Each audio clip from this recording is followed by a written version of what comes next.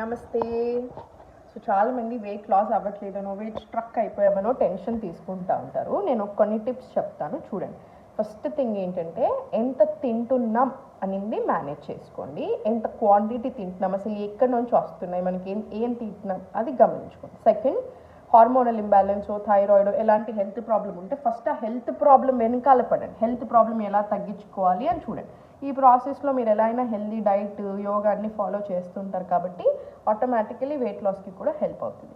Third, 6:30 లోపే dinner close చేసేసేయండి. తినేప్పుడు సుఖాసనాలు, తిన్నాక వజ్రాసనాలు కూర్చోండి పాసిబిలిటీ ఉన్నంత వరకు. అండ్ తిన్న హాఫ్ అన్ అవర్ తర్వాత అట్లీస్ట్ ఒక 10 minutes 15 minutes బ్రిస్క్ వాకింగ్ ఇవ్వండి. వీలైతే గడ్డి మీద మట్టి మీద నడవండి, బాడీకి కూడా చాలా చాలా మంచిది.